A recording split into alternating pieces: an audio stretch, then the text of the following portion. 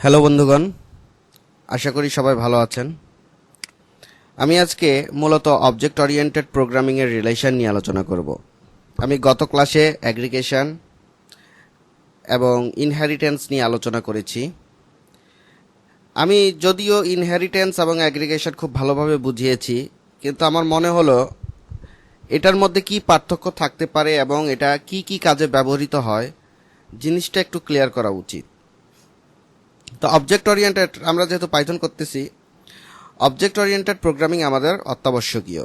Object oriented programming এর মধ্যে আমাদের অনেক বড় প্রোগ্রাম করতে গেলে একটি ক্লাসের সাথে আরেকটি ক্লাসের রিলেশন করতে হয়, সংযোগ স্থাপন করতে হয়। তাহলে আমরা এখানে অবজেক্ট ওরিয়েন্টেড প্রোগ্রামিং এর রিলেশন নিয়ে আলোচনা করব। তাহলে ওওপির রিলেশনকে যদি আমরা চিনতে হয়, তাহলে দেখেন অবজেক্ট ওরিয়েন্টেড প্রোগ্রামিং এর রিলেশনকে আমরা দুই ভাগে ভাগ করব। এটা আমরা গত ক্লাসে খুব সুন্দরভাবে আলোচনা করেছি। এখন অ্যাসোসিয়েশনের আবার দুইটা রূপ থাকে। একটা হচ্ছে গিয়ে আপনার অ্যাগ্রিগেশন, বানান ভুল হলে একটু ক্ষমা সুন্দর দৃষ্টিতে দেখবেন, আপনারা সুন্দরভাবে এটা বুঝে নেন আপাতত, পরে আপনারা বানান দেখে নিয়েন। আরেকটা হচ্ছে গিয়ে কম্পোজিশন। তাহলে আমাকে রিলেশন বুঝতে হলে দুইটা টার্ম নিতে হয়।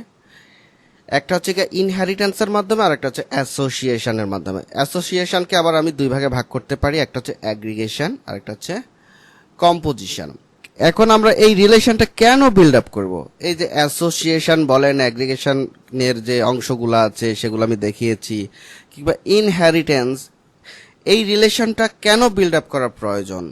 আমি আগেই বলেছি, মূলত আমরা বড় বড় যখন কোডিং করব, ক্লাস তৈরি করব, তখন আমাকে ইনহেরিটেন্স করলে আমি এটা সহজে করতে পারি। তাহলে উপকারটা কি? উপকারটা এই যে আমাকে কোড বারে বারে লিখতে হচ্ছে না। ধরেন যে কোনো একটা প্রতিষ্ঠান, আমি লিখে দিই ডেটা নামে কোনো একটা ওয়েবসাইট এখানে বিদ্যমান আছে। তা সিও, আচ্ছা যাই হোক, বানানটা আপনারা একটু ইয়ে করে নেবেন। ডেটা সায়েন্স কোর্স নামে কোনো একটা সাইট আছে। এই জায়গাটায় এমন যে কিছু ক্রিয়েটর অর্থাৎ টিচার কি করেন, তারা এখানে আপলোড করে এবং শিক্ষার্থীরা কি করে, এখান থেকে কিনে নেয়, কোর্সগুলো কিনে নেয়। এরকম অনেকগুলো ওয়েবসাইটই অনলাইনে আছে, তার মধ্যে ইউডেমি একটি জনপ্রিয় ওয়েবসাইট। তো এখানে টিচার কি করেন এবং স্টুডেন্ট কি করেন? স্টুডেন্টকে প্রথমে এসে কি করতে হয়, রেজিস্ট্রেশন করতে হয়, তারপরে হচ্ছে গিয়া লগ ইন করতে হয়, তারপরে কি করতে হয়, তারপরে সে অ্যাক্সেস পায়, এখান থেকে পারচেস করে। এখন যিনি বিক্রি করবেন কোর্স, তার কি করতে হয়? তারও কিন্তু সেমভাবে রেজিস্ট্রেশন করতে হয়, লগ ইন করতে হয়। তিনি পারচেস করেন না, তিনি কি করেন, এখানে আপলোড করেন সেল করার জন্য। এখান থেকে কিছু কমিশন ওয়েবসাইটকে দিতে হয় এবং কিছু কমিশন তিনি পান। এটাই হচ্ছে প্রসেস। এখন এখানে দেখেন এই এই ওয়েবসাইটটা বানাইতে, তাহলে আমি যদি বারে বারে, এই যে এখানে স্টুডেন্টের জন্য একবার আমি ফর্মটা তৈরি করেছি, রেজিস্ট্রেশন লগ ইন, এই ফর্মটা আমি ক্রিয়েট করেছি, এই সেম ফর্ম যদি আমার এখানেও করতে হয়, তাহলে তো প্রোগ্রাম অনেক বড় হয়ে যায়, এরকম অনেকগুলো লাইন লিখতে হচ্ছে, তাহলে আমার এটা একটা ঝামেলা না? সেক্ষেত্রে যদি আমি ক্লাসের মধ্যে রিলেশন তৈরি করি, তাহলে আমার কি হয়, একই কোডকে আমি বারে বারে ইউজ করতে পারবো, অর্থাৎ রিইউজ অ্যাবিলিটি থাকবে।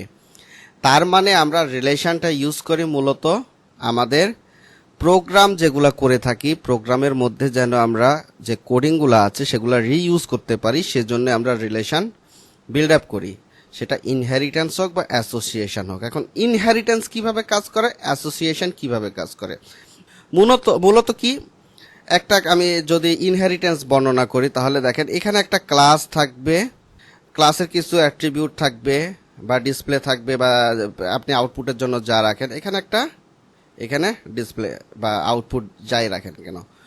এখন অবজেক্টের মাধ্যমে আমরা জানি যে কি করা হয়, অবজেক্টের মাধ্যমে সমান দিয়ে আমরা অবজেক্ট দিয়েই কি করি, এই ক্লাসগুলোকে কি করে থাকি, কল করে থাকি। চাইল্ড ক্লাস কি করে, এখান থেকে অ্যাক্সেস করে সে কি করে, আউটপুট দিয়ে থাকে। সে পিতারটাও আউটপুট দিতে পারে, নিজেরটাও আউটপুট দিতে পারে। কিন্তু এই জিনিসটার মধ্যে একটু ঝামেলা সৃষ্টি হয় কিভাবে, ধরেন আমি যদি কোনো একটা ক্লাসের কোনো অ্যাট্রিবিউট বা কোনো একটা ফরম্যাট চেঞ্জ করে থাকি, তাহলে কিন্তু সেটার ইফেক্ট কিন্তু পুরা ক্লাসের মধ্যে পড়ে। সেক্ষেত্রে একটা প্রবলেম সৃষ্টি হয়। তবে আমরা কিন্তু বেশিরভাগ সময় ইনহেরিটটা ইউজ করে থাকি প্রোগ্রামের সুবিধার্থে, কারণ একটি কোডের মধ্যে যদি আমি কোনো অ্যাট্রিবিউট রাখি, সেটাকে আমি অন্য একটা ক্লাস দিয়ে কি করাইতে পারতেছি, সেগুলোকে অ্যাক্সেস করাতে পারতেছি অ্যাট্রিবিউটগুলো, অর্থাৎ ওগুলা নিয়ে আমি কাজ করতে পারতেছি। প্যারেন্টের মধ্যে যেগুলো আছে আমি চাইল্ড নিয়ে সেগুলার ব্যবহার করে আমি প্রোগ্রাম তৈরি করতে পারতেছি। এখন অ্যাগ্রিগেশনটা কিভাবে কাজ করে? অ্যাগ্রিগেশন হচ্ছে গিয়ে ধরেন এমনটা যে আমার একটা ক্লাস থাকবে, ডট ডট এরকম ক্লাস থাকবে, এখানেও একটা ক্লাস থাকবে। এখন অ্যাগ্রিগেশন বা অ্যাসোসিয়েশনের যে রিলেশনটা আছে এটা মূলত কাজ করে, এটা কিন্তু এখান থেকে এখানে যে অ্যাক্সেস নেবে জিনিসটা এমনটা না। অবজেক্টের মাধ্যমে আপনি পুরাটাকে রিলেশন ক্রিয়েট করে থাকেন। ধরেন এখানে বই আছে, এখানে বইয়ের নাম আছে, তারপরে এই জায়গাটা লেখকের নাম আছে। তাহলে কি করবে, এই জায়গা থেকে টাইটেল এবং বুক দিয়ে আমি লেখকের নাম অনুসারে অবজেক্ট দিয়ে কল করতে পারবো। এখন অ্যাগ্রিগেশনটা কি আর কম্পোজিশনটা কি? অ্যাগ্রিগেশন হচ্ছে গিয়ে মূলত উইক বন্ডিং, আর কম্পোজিশনটা কি? কম্পোজিশনটা হচ্ছে গিয়ে আপনার স্ট্রং বন্ডিং। এখন এই জিনিসটা আমরা কি করে বুঝবো? ধরেন কারের মধ্যে কি থাকে, মূলত গান শোনার জন্য কি থাকে, সিডি প্লেয়ার থাকে।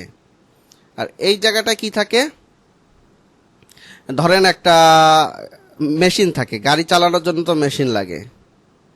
তাহলে এখানে দেখেন এই কারের সাথে সিডি প্লেয়ারের কিন্তু একটা বন্ডিং রয়েছে, এইটাকে আমরা বলবো উইক বন্ডিং।